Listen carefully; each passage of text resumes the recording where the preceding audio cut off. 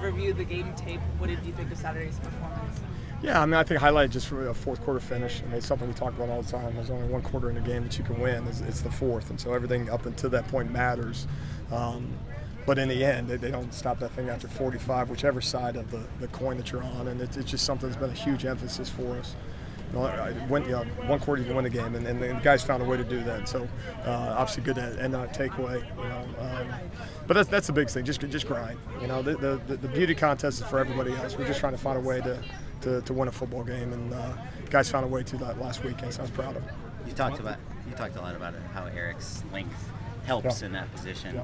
You don't see a ton of inside linebackers with that height and that skinny. Are there any elements of that he has to kind of overcome in terms of his height making it more difficult to play that role? Yeah, I mean, I think the big thing is for him to be the player that he can be. The weight's got to come on. That's just fact. That's not Coach Grinch's opinion or Coach Odom's or Coach Riley's.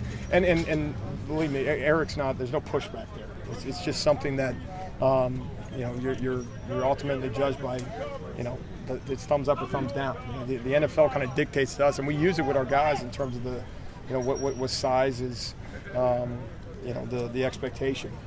And that doesn't mean next step NFL. He's still a young player and all that stuff. However, it's our responsibility to put this in front of him and give us credibility. It's not our opinion. So that's got to come along, but his physicality, kind of overcomes some of that.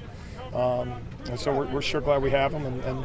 But wait till he gets good. I mean, I really believe he's got some steps to take. I think he would agree with that, but we're sure glad he had it, and certainly played well last week. When you first evaluated him in the parallel before you got to actually work with him, yeah. Did you immediately think linebacker, or did you have some doubts about can this guy be in that role?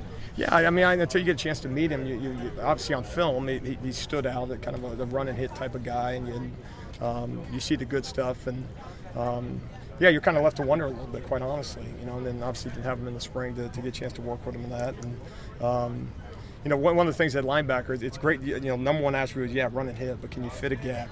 There's two backs in the backfield. You want to come downhill and take on a fullback, and he can do those things. So I think with all guys there's question marks, and I think, by and large he's answered those. So I've been, again, very pleased with his progress, and we got to continue to keep raising the bar that way. Has there been any temptation to move him around, maybe get him a shot at edge or see other places like that? Yeah. I mean, that's something we always evaluate. Trying to get the best 11 guys out there. Is there something we can do with a guy to, number one, help us, and then number two, help him from a career standpoint. Coach Odom, it was kind of his forward thinking to get him at the Mike linebacker spot, which allows him in kind of more of a space situation, with the college hashes, which to me at this point is the best place to put him in order for him to be playable for us and excel for us. So I'm kind of pleased with where he's at right now, but we're constantly evaluating things. You guys didn't play against Oregon State. What went into that decision? Yeah, just practice.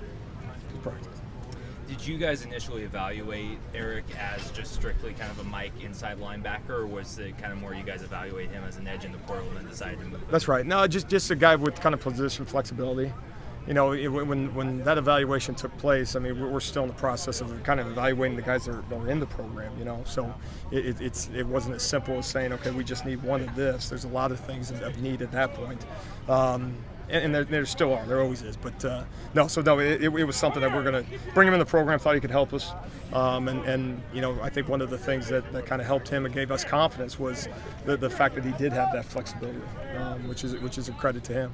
What can Corey do in practice to be in a better place to play? Well, the conversation is not about Corey. The conversation is about every guy in our program is being evaluated from an effort and execution standpoint. If you play at a high level, right, and you compete at a high level, and you do so with extreme effort, we will not only play you, we will start you, and we will champion you. And that's you could insert name in front and insert name behind. That's the expectation, and some guys are doing it, and some guys aren't doing it at the level that we anticipate or expect them to. But today's another day. This week's a new week, and we'll make decisions on Thursday in terms of rotations. What makes sense? Yeah, it's just very multiple. As you look at it, obviously explosive quarterback that has a big arm and the ability to extend plays. You say it every week. A lot of times in college football now, and it doesn't make it any less true as you say it each week. The ability to move the chains that way. They also use multiple tight end sets. which is becoming more and more the kind of the trickle down from NFL into college, using 12 personnel sets, some 13 personnel sets, as well as the 11 sets, and spread you out.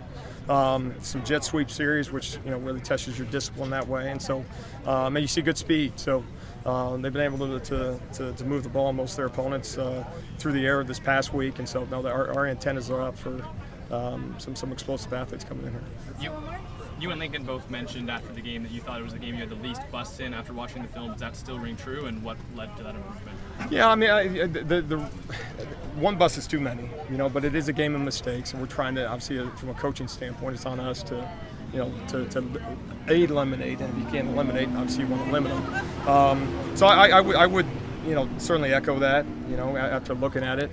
But one of the challenges for us is, and one of the conversations we've had with the guys, if you can do it once, you can do it twice. And you're only going to do it twice if you set the expectation. Obviously, it's one thing for a coach to say, okay, well, the scheme didn't change between play one of the game and play 50, and there was jobs you had to do along the way, and those jobs never changed. And if you could do it once, why couldn't you do it twice? When you do it twice, 3 times, so on and so forth. And so, one of those things is it lets you off the hook if you say, well, I got it right most of the time. And so just driving that expectation. Obviously, we got to coach you better.